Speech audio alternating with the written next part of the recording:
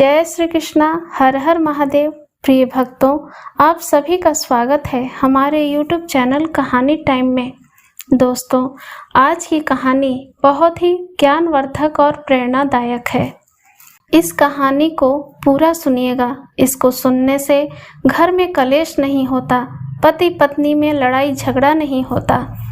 बस एक छोटा सा अनुरोध है बहनों भाइयों से कि कृपया वीडियो को पूरा देखें और पसंद आए तो लाइक सब्सक्राइब जरूर करें और घंटे के बटन को जरूर दबा दें। तो बाबा विश्वनाथ का नाम लेते हुए कहानी को शुरू करते हैं। एक घने जंगल में एक चकवे पक्षी का जोड़ा रहता था। वे शिव की भक्ति करते थे। जो भी इधर उधर मिल जाता उसमें वो खुश रहते और अपने जीवन यापन करते थे। कभी भी एक दूसरे की बुराई नहीं करते थे। एक बार शिव जी के दर्शन करने के बाद चकवी ने चकवे से कहा, स्वामी, मैं बड़ी भाग्यवान हूँ कि आप पति रूप में मुझे मिले। इस पर चकवे ने कहा, प्रिय, भोलेनाथ कहते हैं पति कैसा भी हो, पत्नी कैसी भी हो, फिर भी वो एक दूसरे के पूरक होते हैं। एक दूसरे के अवगुणों को नज़रअंदाज करना चाहिए। हे चकवी, आज मैं तुम्हें एक कहानी सुनाऊंगा, उसे पूरी मन लगाकर सुनना। यह कहानी एक ऐसे राजा की है जिसने अपनी पत्नी के अवगुणों से आहत अपना जीवन कलंकित कर लिया। चकवी, प्राचीन काल में उतानपाद नाम के एक राजा राज्य करते थे। उनकी पत्नी का नाम सुरुचि था। उन दोनों के संयोग से उत्तम नाम का पुत्र पैदा हुआ। उत्तम प्रारंभ से ही बड़ा तेजस्वी और होनहार था। उसके हृदय में अपार स्नेह था और इसी कारण वह किसी से शत्रुता करना तो जानता ही नहीं था। किसी प्रकार का छल कपट लेस मात्र भी उसके हृदय में नहीं था। माता पिता बड़े लाड़ चाव से उसका पालन करते थे। जब वह बड़ा हुआ तो बभ्रू कुमारी बहुला के साथ उसका विवाह हुआ। बहुला अत्यंत सुंदर स्त्री थी, लेकिन स्वभाव की कठोर थी। फिर भी उत्तम का चित्त सदा उसी में रमा रहता। वे उसे अपने प्राणों से भी अधिक प्रेम करते थे। कभी भी उसको किसी प्रकार का कष्ट नहीं होने देते थे। लेकिन बहुला उत्तम के इस प्यार की तनिक भी परवाह नहीं करती थी और सदा उनके प्रति उपेक्षा का भाव प्रदर्शित करती रहती थी। थोड़े दिन बाद राजा उतानपाद स्वर्गवासी हुए। तब उत्तम राज्य सिंहासन पर बैठे और धर्म और न्याय पूर्वक जनता के ऊपर शासन करने लगे। उनके राज्य में कोई भी दुखी नहीं था, लेकिन अपनी पत्नी से बदले में प्रेम न पाकर कभी कभी उनका चित्त दुखी हो जाता था। वे फिर भी बहुला के प्रति उसी प्रकार आकृष्ट रहे और उसे किसी तरह अपनी ओर आकृष्ट करने का प्रयत्न करने लगे। लेकिन बहुला के कठोर व्यवहार में किसी प्रकार का परिवर्तन नहीं आया। एक समय तो अन्य राजाओं के सामने ही रानी ने अपने पति का तिरस्कार किया था और उनकी आज्ञा न मानने से इनकार कर दिया था।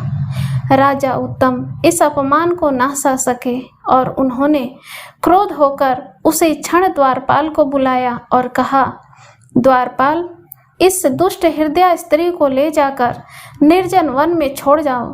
राह में किसी प्रकार की दया की भावना मत करना। मेरी आज्ञा का उल्लंघन न करना, नहीं तो इसका परिणाम तुम्हारे लिए शुभ नहीं होगा। द्वारपाल राजा की आज्ञा मानकर बहुला को ले गया और निर्जन वन के बीच छोड़ आया। अब राजा अपनी पत्नी के विषय में सारी चिंता छोड़कर अपनी प्रजा का पालन करने लगे। पत्नी के प्रति आसक्ति के स्थान पर अब उनकी आसक्ति प्रजाजनों की ओर बढ़ गई और वे हर समय इसी के लिए प्रयत्नशील रहने लगे कि किसी प्रकार किसी प्राणी को कष्ट न मिलने पावे। इस प्रयत्न में वे सफल भी रहे। चारों ओर से सुख और शांति की सूचना राजा के पास आती, लेकिन एक दिन यह देखकर उन्हें आश्चर्य होने लगा कि ब्राह्मण दुखित स्वर में पुकारता हुआ उनके राज दरबार में आया। राजा ने उस ब्राह्मण के दुख का कारण पूछा तो ब्राह्मण ने कहा, हे महाराज, इस समय मैं महान संकट में पड़ा हुआ हूँ। शास्त्र का कथन है कि राजा प्रजा का पालक होता है और इसी के लिए वह प्रजा से कर लेता है। यदि कर लेकर भी प्रजा के कष्टों का निवारण न करे तो उसे सहस्त्रों युगों तक घोर नरक में गिरना पड़ता है। इसीलिए आप धर्म और न्याय का विचार करके मेरे कष्ट का निवारण कीजिए। रात को सोते समय मेरे घर का द्वार खोले बिना ही कोई मेरी स्त्री को चुरा ले गया है। उसके बिना मेरा दुख प्रतिपल बढ़ता ही जाता है। धर्मात्मा, आप किसी तरह पुनः मेरी पत्नी का मुझसे संयोग करा दीजिए। राजा ने ब्राह्मण को धैर्य बंधाते हुए कहा, हे ब्राह्मण, मैं अवश्य आपकी पत्नी का आपसे संयोग कराऊंगा, लेकिन इसके लिए मुझे कृपया उसका पूरा परिचय दीजिए। उसका शरीर कैसा है, अवस्था क्या है और उसका कैसा स्वभाव है, इन सब को जानकर ही मैं उस स्त्री को पहचान सकूंगा। राजा की यह बात सुनकर ब्राह्मण ने कहा, हे महाराज, उस कठोर हृदय वाली अपनी पत्नी की पहचान मैं आपको बताता हूँ। उसकी दृष्टि से क्रूरता टपकती है। स्नेह और सहानुभूति की भावना तो उसको छू तक नहीं गई है। उसका कद काफी ऊंचा है, लेकिन बाहें बहुत छोटी हैं। मुंह भी उसका दुबला पतला और सूखा सा है। अपने किसी अंग के कारण वह तनिक भी रूपवती नहीं मालूम देती है। कुरूपता की वह सजीव मूर्ति है। फिर मुंह से भी वह सदा कटु बातें ही निकाली करती है। हे महाराज, मैं अपनी पति की निंदा नहीं कर रहा हूँ, बल्कि उसका ठीक ठीक परिचय दे रहा हूँ। आप किसी तरह मेरी पत्नी को ढूंढकर मेरे पास ला दीजिए। ब्राह्मण की बात सुनकर राजा आश्चर्य में भरकर बोले, हे ब्राह्मण, यदि तुम्हारा कथन सत्य है तो फिर किस आकर्षण के कारण तुम पुनः उस कठोर हृदय कुरूपा पत्नी की कामना करते हो? श्रेष्ठ स्वभाव की पत्नी ही कल्याणमयी और पति को सुख देने वाली होती है। कुरूपा और कठोर वचन बोलने वाली स्त्री तो सदा चित्त को पीड़ा ही देती रहती है। हे ब्राह्मण, तुम क्यों उस स्त्री को पुनः प्राप्त करके सदा अपने चित्त को पीड़ित रखना चाहते हो? रूप और शील दोनों से ही हीन होने के कारण वह स्त्री त्याग देने योग्य है। इसलिए अब तुम अपने हित के लिए उसी स्त्री को प्राप्त करने की इच्छा मत करो। देव ने यह अच्छा काम किया है, उसे तुमसे अलग करा दिया। राजा की बातें सुनकर ब्राह्मण ने उसी दुख भरे स्वर में कहा, हे राजन, मेरी धर्म पत्नी के प्रति इस प्रकार अपमान सूचक शब्द न कहें। श्रुति का वाक्य है कि पुरुष को सदा अपनी पत्नी की रक्षा करनी चाहिए और उसका कभी उपेक्षा या तिरस्कार नहीं करना चाहिए। पत्नी न होने के कारण मेरे सारे नित्य कर्म छूट रहे हैं। शास्त्र के नियम के अनुसार पत्नी के बिना किसी प्रकार के नित्य कर्म संपन्न नहीं हो सकते। नित्य कर्म न होने के कारण मेरे पुण्यों का निरंतर क्षय हो रहा है और निश्चय है कि पुण्य क्षय हो जाने पर परलोक में मेरी दुर्गति होगी। इसलिए हे महाराज, मैं आपसे प्रार्थना करता हूँ कि शीघ्र ही मेरी पत्नी को ला दीजिए। उसके गर्भ से जो मेरी संतान होगी वह सर्व प्रकार से धर्म कर्म का पालन करने वाली होगी और इससे मैं पितृ ऋण से भी उऋण हो जाऊंगा। ब्राह्मण की प्रार्थना सुनकर राजा ने उसको आश्वासन दिया कि वे अवश्य ही उसकी पत्नी को ढूंढ के ले आएंगे और उसी समय वे रथ पर सवार होकर वन की ओर चल दिए। चारों तरफ फिरकर उन्होंने ब्राह्मण की पत्नी को खोजना प्रारंभ किया, लेकिन कहीं भी वह स्त्री न मिली। फिरते फिरते उनको काफी देर हो गई। तब अचानक एक ऋषि का सुंदर आश्रम उन्हें दिखाई दिया। वे रथ से उतरकर उस आश्रम की ओर चल दिए और जाकर उन्होंने देखा कि तपस्वी ऋषि ध्यानस्थ बैठे थे। उनका तेज अग्नि के समान चारों ओर फैल रहा था। उनको देखकर राजा ने आदरपूर्वक प्रणाम किया। तपस्वी ने भी राजा को देखकर उनका समुचित सम्मान किया और उसी क्षण अपने शिष्य से कहा, वत्स, राजा हमारे आश्रम में आए हैं, उनके लिए अर्घ्य ले आओ। गुरु की यह बात सुनकर शिष्य कुछ सोच में पड़ गया और रुककर कहने लगा, गुरुदेव, आपकी आज्ञा का पालन करना मेरा धर्म है, लेकिन फिर भी अपनी शंका आपके सामने रखना भी आवश्यक है। मेरी दृष्टि में राजा आपके द्वारा किए गए अधर्य के योग्य नहीं हैं। फिर आप ऐसी आज्ञा किस कारण दे रहे हैं? आप अच्छी तरह विचार कर लीजिए। यदि आप उचित समझें तो मैं जाकर अधर्य ले आता हूँ। शिष्य की बात सुनकर तपस्वी ने कुछ देर को नेत्र बंद कर लिए और दिव्य ज्ञान से राजा का सारा वृत्तांत जानकर वे बोले, प्रिय वत्स, तुम्हारा कथन से है, अधर्य मत लाओ, राजा के लिए कुशासन बिछा दो। शिष्य ने कुशासन लाकर बिछा दिया, जिस पर राजा उत्तम बैठ गए। लेकिन अधर्य न मिलने की बात सुनकर उनको एक गहन चिंता ने घेर लिया। वे उसका कारण खोजने लगे, लेकिन उन्हें कोई कारण स्पष्ट तौर से दिखाई नहीं दिया। इतने में ही तपस्वी ने कहा, हे राजन, मैं जानता हूँ कि आप महाराज उत्तानपाद के पुत्र उत्तम हैं। इस वन में आप किस कारण से आए हैं? बोलिए, आपका ऐसा कौन सा कार्य है जिसमें मैं आपकी सहायता करूं? राजा ने कुछ क्षणों के लिए अपने चित्त की चिंता को हटाकर कहा, हे महामुनि, मेरे राज्य के एक ब्राह्मण की पत्नी को कोई दुष्ट रात को चुरा कर ले गया है। अपनी पत्नी के वियोग में ब्राह्मण बहुत दुखी हो रहा है। इसी कारण मैं उसकी पत्नी को इस वन में खोजने आया हूँ। काफी देर तक मैं इधर उधर भटका हूँ, लेकिन कभी भी मुझे उस ब्राह्मणी के दर्शन नहीं हुए। क्या करूं? यदि आप मेरी सहायता कर सकें तो मैं आपका उपकार मानूंगा भगवान। राजा की यह बात सुनकर तपस्वी ने कहा, राजन, चिंता न करो, मैं जानता हूं कि वह ब्राह्मणी कहाँ है। मुनि के मुंह से यह बात सुनते ही राजा के हृदय में अपार आशा जाग उठी।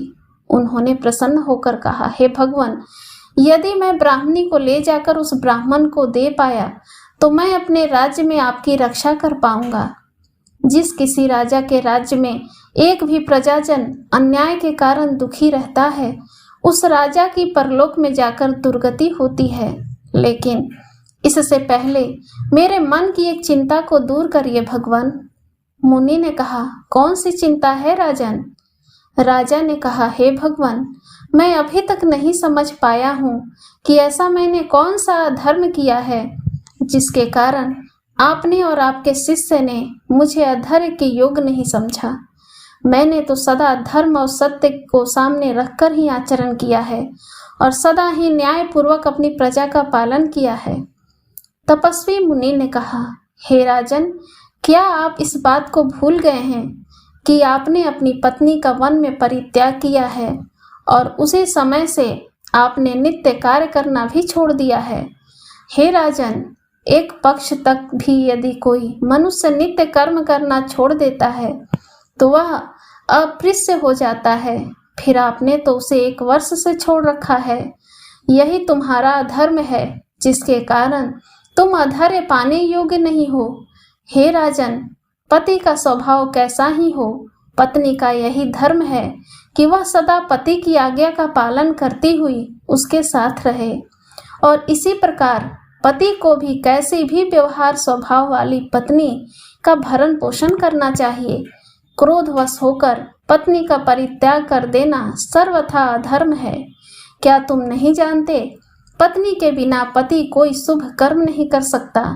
ब्राह्मण की वह पत्नी जिसका अपहरण हुआ है सदा पति को कठोर बातें सुनाया करती थी और उसका रूप भी आकर्षक नहीं था, लेकिन चूंकि वह उस ब्राह्मण की धर्म पत्नी थी, इसलिए उसकी हर प्रकार से रक्षा करना उसका कर्तव्य है। इसी भावना से प्रेरित होकर वह ब्राह्मण दुखी होकर तुम्हारे पास आया और तुम्हें उस ब्राह्मणी को लाने के लिए कहने लगा। ब्राह्मण धर्म से विचलित नहीं हुआ। हे राजन, वह जानता है कि पत्नी के अभाव में वह अपने नित्य कर्म पूरे नहीं कर पाएगा, लेकिन तुमने अहंकारवश अपनी पत्नी को छोड़कर महापाप कमाया है। इससे परलोक में भी तुम्हारी दुर्गति होगी। तपस्वी की बातें सुनकर राजा उत्तम भयभीत हो उठे और कांपते स्वर में कहने लगे, हे भगवान, आपका कथन सत्य है। आपने मुझे बचा लिया, नहीं तो न जाने कब तक यह पाप सिर पर बढ़ता रहता और इसके कारण मेरे सारे पुण्य क्षीण होते रहते। अब मैं अवश्य ही अपनी पत्नी का पता लगाऊंगा, लेकिन उससे पहले ब्राह्मण का कार्य करना ही मेरा कर्तव्य है। अतः आप बताइए कि उस ब्राह्मणी का अपहरण किसने किया है और वह इस समय कहाँ है। मुनि ने कहा, हे राजन, अद्रि के पुत्र बालाक नामक राक्षस ने उसका अपहरण किया है। तुम वन में जाओ, वहां तुम्हें वह ब्राह्मणी मिलेगी। उसी समय राजा मुनि को प्रणाम करके रथ में बैठकर वन को चल दिए। वहां उन्होंने उस ब्राह्मणी को देखा। ब्राह्मण ने जैसा उसका परिचय दिया था ठीक वह उसी प्रकार की थी। राजा ने पूरी तरह उसको पहचान कर कहा, हे कल्याणी, क्या तुम विशाल के पुत्र सुशर्मा की पत्नी हो? ब्राह्मणी ने आश्चर्य में भरकर कहा, हाँ। राजा ने कहा, हे कल्याणी, तुम यहाँ किस प्रकार आई? किसने पति के घर से तुम्हारा अपहरण किया है? इस पर ब्राह्मणी ने कहा, हे देव, रात्रि के समय जब मैं अपने घर में सो रही थी तो मुझे बालाक नाम का दुष्ट राक्षस उठा लाया। उसने लाकर मुझे इस निर्जन वन में छोड़ दिया है। यहाँ पति के वियोग में सदा मेरा चित्त दुखी रहता है और वन की निर्जनता सदा मुझे भयभीत करती रहती है। वह राक्षस न तो मुझे दबाकर मेरी सारी चिंताओं को मेरे शरीर समेत मिटा ही देता है और न ही मेरा उपभोग ही करता है। पता नहीं वह किस अपराध का दंड मुझे दे रहा है। हे महात्मन, आप कृपा करके मुझे इस दुष्ट के चंगुल से छुड़ाइए। राजा ने पूछा, हे ब्राह्मणी, तुम्हारे पति भी तुम्हारे वियोग में बहुत दुखी हैं। तुम्हारे अभाव में उनके सारे नित्य कर्म बंद हो गए हैं और इससे उनके पुण्यों का क्षय हो रहा है। उनकी प्रार्थना सुनकर ही मैं तुम्हें खोजने चला हूँ। तुम किसी प्रकार की चिंता मत करो, मैं अभी तुम्हें इस राक्षस के चंगुल से छुड़ाता हूँ। परंतु मुझे यह बताओ कि वह राक्षस इस समय कहाँ है? ब्राह्मणी ने कहा, हे भगवान, वह इसी वन के भीतर रहता है। आप इस मार्ग से चले जाइए, सीधे आप उसी के निवास स्थान पर पहुंचेंगे। यह कहकर ब्राह्मणी ने मार्ग दिखा दिया। राजा उत्तम उसी मार्ग से वन के भीतर घुसते चले गए और कुछ ही दूर चलकर उन्होंने देखा कि बालाक अपने परिवार से घिरा बैठा है। अनेक सुंदरियां उसकी परिचर्या में उपस्थित थीं। राजा को आता देखते ही वह परिवार सहित उठ खड़ा हुआ और राजा का सम्मान करता हुआ बोला, हे महाराज, आपने आज मेरे घर पधार कर मेरा बड़ा उपकार किया है। आज मैं कितना सौभाग्यशाली हूँ कि आप जैसे महात्मा को देख रहा हूँ। हे देव, मैं आपके राज्य में निवास करता हूँ। कहिए, आपने किस कारण इतना कष्ट किया? ऐसा कौन सा कार्य है जिसको मैं आपके लिए सिद्ध करके आपको प्रसन्न करूं? उस राक्षस के इतना सम्मान दिखाने पर राजा को आश्चर्य होने लगा और उसी समय उनका क्रोध शांत हो गया। नम्र स्वर में उन्होंने उससे कहा, हे राक्षस, तुमने मेरा सत्कार किया है, यह बड़ी ही प्रसन्नता की बात है, लेकिन एक दुख की बात भी है। तुम मुझे यह बताओ कि रात्रि के समय तुम सुशर्मा ब्राह्मण की पत्नी का अपहरण किस कारण से कर आए थे? क्या तुम उसको अपनी भार्या बनाना चाहते थे? लेकिन यहाँ तुम्हारे पास इतनी रूपवती स्त्रियों को देखकर मुझे यह सत्य प्रतीत नहीं होता कि तुमने उस कुरूप और कठोर स्वभाव वाली ब्राह्मणी को अपनी भार्या बनाने की कभी कल्पना की होगी। फिर तुम्हारा दूसरा उद्देश्य उसको अपना भक्ष्य बनाना भी हो सकता था, लेकिन अभी तक भी तुमने उसको नहीं खाया है। सच बताओ बालक, किस कारण से तुमने उस ब्राह्मण की पत्नी का अपहरण करके उसके चित्त को पीड़ा पहुंचाई है? यह सुनकर राक्षस ने कहा, हे महाराज, हम नरमांस भक्षी राक्षस नहीं हैं, इसलिए यह सोचना तो बिल्कुल गलत है। मैं उस ब्राह्मणी को अपना भक्ष्य बनाने के लिए नहीं लाया था। हम तो सदा पुण्य का फल खाते हैं महाराज। इसके साथ यदि कोई स्त्री या पुरुष हमारा अनादर कर दे तो हम उसके अच्छे या बुरे स्वभाव को भी खा जाते हैं। यदि मनुष्य के क्रोधी स्वभाव को हम खा लेते हैं तो वह महान क्षमाशील बन जाता है। यदि उसके दुष्ट स्वभाव को खा जाते हैं तो वह पूरी तरह से पुण्यात्मा हो जाता है। इसके अलावा इस कुरूप ब्राह्मणी को अपनी भार्या बनाने की कल्पना भी मैं नहीं कर सकता था। इस पर राजा ने पूछा, तो हे राक्षस, तुमने इसका अपहरण किस उद्देश्य से किया? बालाक बोला, हे महाराज, यह श्रेष्ठ ब्राह्मण जो इसका पति है, वेद मंत्रों का ज्ञाता है, जिस किसी यज्ञ में मैं अपना पेट भरने के उद्देश्य से जाता हूँ, वह मंत्रों का पाठ कर मुझे सदा दूर भगा देता है। इससे मैं भूखा ही रह जाता हूँ। इस प्रकार मेरे अन्य भाई बंधु भी इधर उधर भूखे तड़प रहे हैं। सभी यज्ञों में यही ब्राह्मण बना करता है और हमारी पीड़ा का कारण होता है। इसी कारण मैंने इसके सामने वह विघ्न खड़ा किया। कोई भी पुरुष अपनी पत्नी के बिना यज्ञ कर्म कराने या करने के योग्य नहीं रहता। इसलिए यह ब्राह्मण भी अब यज्ञ कार्य से वंचित हो जाएगा और हम अपना पेट अच्छी तरह भर सकेंगे। हे महाराज, मैं आपका विनीत सेवक हूँ, आपके राज्य की प्रजा हूँ। अब आप जैसे आज्ञा प्रदान करेंगे मैं वही कार्य करूँगा। इस पर राजा ने कहा, हे बालक, मैं तुमसे इस ब्राह्मणी को मांगता हूँ। इसके बिना ब्राह्मण बड़ा दुखी है। प्रजाजनों के कष्ट का निवारण करना ही मेरा धर्म है। फिर इसके साथ ही मैं तुमसे यह भी मांगता हूँ कि जैसा तुमने कहा है कि तुम मनुष्य के स्वभाव का भक्षण कर लेते हो, तुम इस ब्राह्मणी की दुष्टता को भक्षण कर लो, जिससे वह विनयशील होकर ब्राह्मण के चित्त को आनंद पहुंचा सके। इसके पश्चात तुम ही इसे इसके घर पहुंचा आओ, तब मैं समझूंगा कि तुमने अपने अतिथि का संपूर्ण मनोरथ पूर्ण कर दिया। राजा के यह कहने पर उस राक्षस ने अपनी माया से उस ब्राह्मणी के शरीर में प्रवेश कर उसकी सारी दुष्टता को खा लिया। ब्राह्मणी अब अत्यंत विनयशील होकर राजा से कहने लगी, हे महाराज, हाय, कैसा दुर्भाग्य है कि मैं पति के वियोग में इतना कष्ट पा रही हूँ। अवश्य ही अपने पूर्व जन्म के कर्मों के फल स्वरूप मुझे अपने धर्मात्मा पति से विलग होना पड़ा है।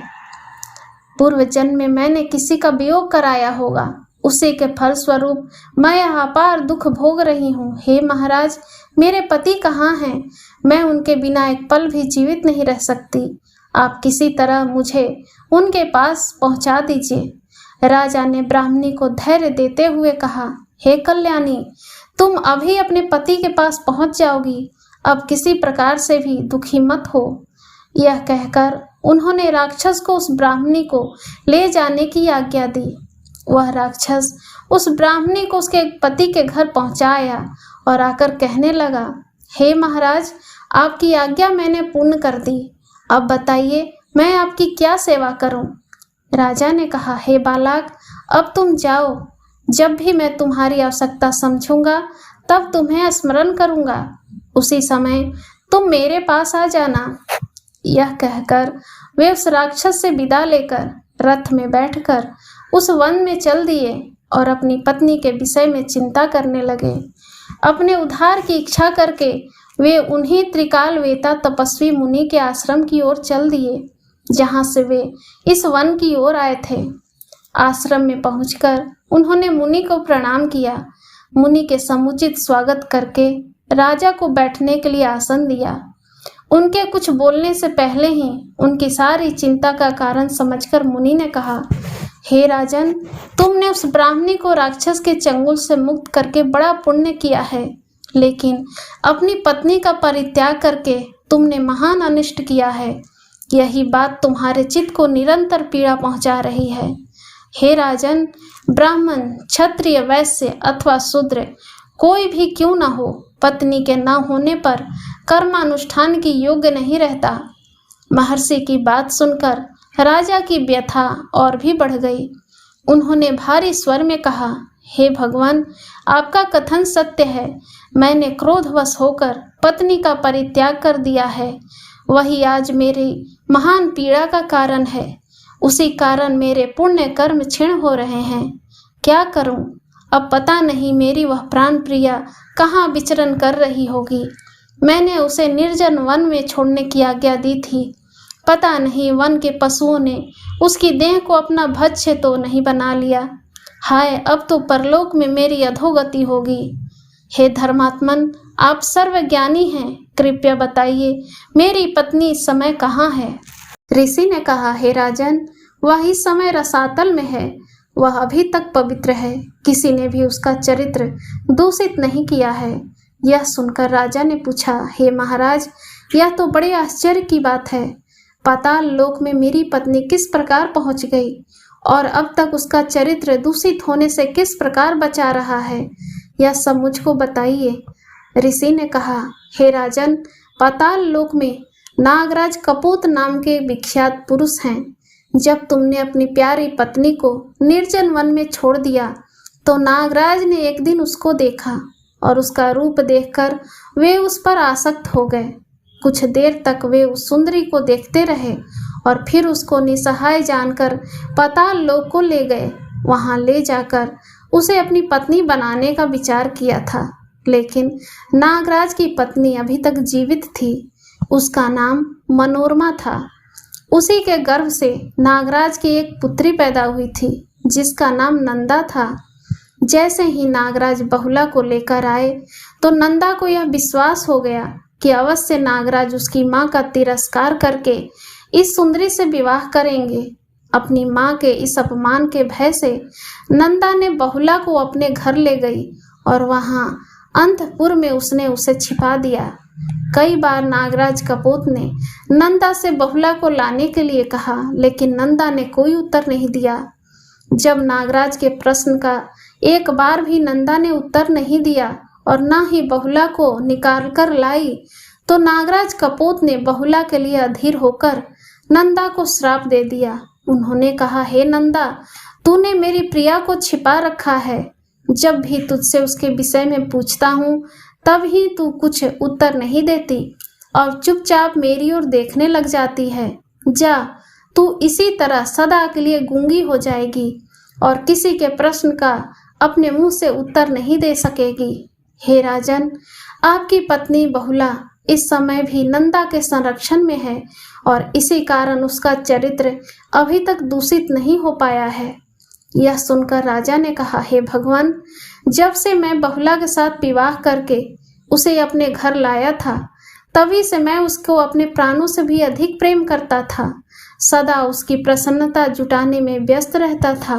सुख और ऐश्वर्य की सारी वस्तुएं भी मैंने उसके लिए जुटा दी थीं, लेकिन इतना होने पर भी भगवान, बहुला सदा मेरी ओर उपेक्षा भरी दृष्टि से देखा करती थी।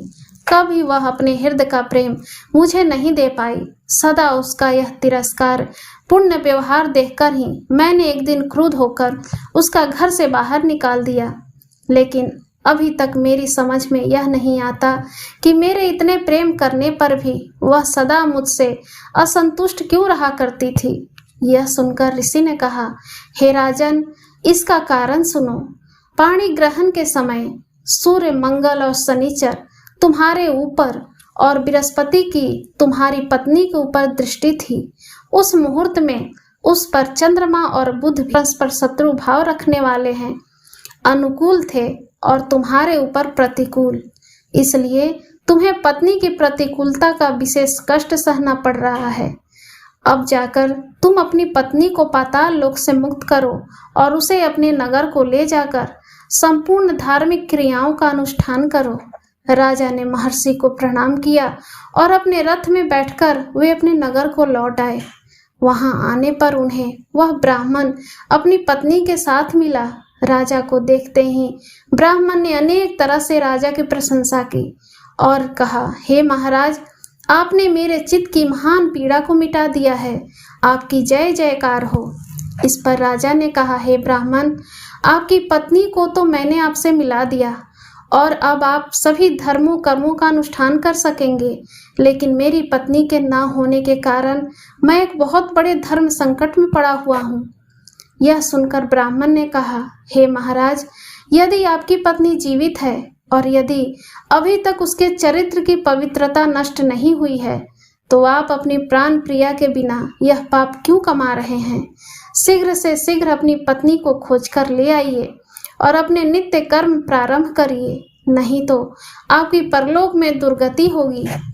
इस पर राजा ने कहा, हे ब्राह्मण, सत्य है और मुझे अवश्य ही अपनी पत्नी को लाना चाहिए, लेकिन एक कारण है जिससे मैं उसको नहीं लाना चाहता। ब्राह्मण ने उत्सुक होकर पूछा, वह क्या महाराज? राजा ने कहा, हे ब्राह्मण, उसका स्वभाव बड़ा कठोर है। जैसे पतिव्रता स्त्री को अपने पति के प्रति अनन्य श्रद्धा भक्ति रखनी चाहिए, वैसे वह मेरे प्रति नहीं रखती है। मेरे कितना ही उसको प्रेम करने पर भी वह सदा मेरी ओर उपेक्षापूर्ण दृष्टि से देखती है और सदा कटु वचन कहती है। इससे मेरा हृदय सदा व्यथित रहता है। अब यदि फिर मैं उसको ले आऊंगा तो मेरे चित्त की शांति पूरी तरह नष्ट हो जाएगी और सदा मुझे उसके व्यवहार के कारण पीड़ित रहना पड़ेगा। हे ब्राह्मण, इसलिए मैं आपसे पूछता हूँ कि कोई ऐसा उपाय बताइए जिससे मेरी पत्नी मेरे पास होकर मुझसे उसी तरह प्रेम करे। ब्राह्मण ने कहा, हे महाराज, यह कार्य इतना कठिन नहीं है। इसके लिए आपको मित्रविंदा नामक यज्ञ करना पड़ेगा। यह वही यज्ञ है जिसको मित्र की कामना करने वाले लोग करते हैं। इसको करने से अवश्य ही रानी के हृदय की कठोरता मिट जाएगी।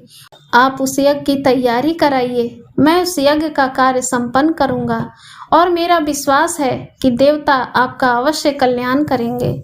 ब्राह्मण की इस तरह आश्वासन देने पर राजा ने यज्ञ की सारी सामग्री एकत्रित करा दी और ब्राह्मण ने मित्रविंदा यज्ञ का अनुष्ठान प्रारंभ किया। इस तरह रानी के हृदय में प्रेम उत्पन्न करने के लिए इस ब्राह्मण ने एक एक करके 7 यज्ञों का अनुष्ठान किया। जब उसे यह निश्चय हो गया कि रानी के हृदय में राजा के प्रति प्रेम जागृत हो गया है, तो उन्होंने राजा से कहा, महाराज, अब आपकी प्रिया के हृदय की सारी कठोरता मिट गई है और वह कभी आपका तिरस्कार नहीं करेंगी। उन्हें आप जाकर ले आइए और विधि पूर्वक धार्मिक कृत्यों का अनुष्ठान करिए। राजा ने ब्राह्मण की बात पर विश्वास करके उसी समय बालाक राक्षस को स्मरण किया। स्मरण करते ही वह राजा के सामने प्रकट हो गया और प्रणाम करके बोला, हे महाराज, सेवक को क्या आज्ञा है? राजा ने कहा, बालाक, पाताल लोक में नागराज कपोत के यहाँ मेरी पत्नी है। नागराज की कन्या नंदा ने उसे अंतःपुर में छिपा रखा है। तुम शीघ्र जाओ और मेरी पत्नी को ले आओ। बालाक राजा की आज्ञा को सिरोधार्य करके सीधा पाताल में चला गया और बहुला को वहां से ले आया। बहुला आते ही करुणामयी आंखों से रोने लगी और कहा कि हे प्राणनाथ, आपको मैंने अपने व्यवहार से बहुत पीड़ा पहुंचाई है। आप मुझ पर प्रसन्न होइए। अब मैं कभी भी आपको अप्रसन्न नहीं करूंगी और पूरी श्रद्धा के साथ आपकी सेवा करूंगी। वह स्त्री भी कैसी दुराचारनी है जो अपने पति के साथ प्रेम पूर्ण व्यवहार नहीं करती। अपनी प्राण प्रिया की बातें सुनकर राजा उत्तम रोने लगे। जब भावना का वेग कम हुआ तो रानी ने राजा से कहा, हे महाराज, मेरी थोड़ी सी प्रार्थना है। मुझे पूर्ण विश्वास है कि आप उसे अवश्य ही पूर्ण करेंगे। राजा ने कहा, प्रिय, कौन सा दुर्लभ कार्य है जो मैं तुम्हारे लिए नहीं कर सकता? रानी ने कहा, हे नाथ, नागराज की पुत्री नंदा ने नागराज से मेरी रक्षा की है, लेकिन नागराज ने नंदा के इसी अपराध के कारण उसको श्राप देकर गूंगी बना दिया है। आप किसी तरह मेरी प्रिय सखी की मुक्ता नष्ट कर दीजिए तो मैं समझूंगी मैंने अपनी सखी का कुछ कल्याण किया। राजा ने रानी की बात सुनकर कहा कि तुम किसी प्रकार की चिंता मत करो, मैं अवश्य ही तुम्हारी सखी की मुक्ता दूर करूंगा। यह कहकर उन्होंने सुशर्मा ब्राह्मण को बुलाया और कहा, हे विप्रश्रेष्ठ, बहुला की सखी नंदा को इन्हीं का उपकार करने के कारण गूंगी का अभिशाप सहना पड़ रहा है। आप कोई ऐसा उपाय करिए जिससे उसकी मुक्ता नष्ट हो जाए। ब्राह्मण ने सरस्वती ष्टि प्रारंभ कर दी। उन्होंने नंदा की मुक्ता दूर करने के लिए शाश्वत सूक्तों का जाप किया। इस जप के प्रभाव से नंदा की वाक्य शक्ति उसको वापस मिल गई और वह नागराज के श्राप से मुक्त हो गई। यह देखकर नंदा बड़ा आश्चर्य करने लगी। एक दिन उसने पाताल लोक में रहने वाले गर्ग मुनि से पूछा, हे मुनि, मैं किस कारण इस नागराज के श्राप से मुक्त हो पाई? गर्ग मुनि ने कहा, नाग कन्या, तुम्हारी सखी बहुला के पति राजा उत्तम ने तुम्हारी मुक्ता दूर करने के लिए श्रेष्ठ ब्राह्मण से जप कराया है, तभी तुम्हारी मुक्ता दूर हुई है। यह सुनकर नंदा मन ही मन बहुला को धन्यवाद देने लगी और फिर बहुला से मिलने की उसकी उत्सुकता बढ़ गई। और वह वायु की गति से चलकर पाताल लोक से निकलकर पृथ्वी पर आई। फिर अपनी सखी बहुला के नगर में आई। बहुला नंदा को देखकर फूली नहीं समाई और दोनों के आंखों में अपार हर्ष के आंसू छलक आए। नंदा ने राजा से कहा, धर्मात्मा राजा, आपने मेरा बड़ा उपकार किया है, इसीलिए मेरा चित्त आपकी तरफ आकृष्ट हो गया था और इसी अपार उत्सुकता को लेकर मैं पाताल लोक से यहाँ आपसे मिलने के लिए आई हूँ। मैं आपको एक रहस्यपूर्ण बात अभी बताती हूँ कि शीघ्र ही आपके एक महाप्रतापी पुत्र पैदा होगा जो समस्त पृथ्वी पर अखंड शासन करेगा। वह सभी शास्त्रों का ज्ञाता, धर्मपरायण, बुद्धिमान एवं मनवंतर का स्वामी मनु होगा। इस प्रकार राजा को वर देकर नागकन्या नंदा राजा को प्रणाम करके और एक बार फिर अपनी सखी बहुला को गले लगाकर पाताल लोक को चली गई। इस तरह राजा अब अपनी रानी के साथ स्वच्छंद होकर विलास करने लगे। अब बहुला किसी प्रकार की कठोरता नहीं दिखाती और सदा अपने पति के प्रति अपार श्रद्धा का भाव रखती थी। इस कहानी को सुनने के बाद चकवी ने कहा कि प्राणनाथ, इस कहानी को सुनने से मनुष्य समझ पाएगा कि हमें अपने घर में कलेश कलह नहीं करनी चाहिए। हमें एक दूसरे के अवगुणों को नहीं देखना चाहिए, उनके अवगुणों को हटाकर प्रेम के साथ रहना चाहिए। धन्यवाद दोस्तों, वीडियो के अंत तक बने रहने के लिए।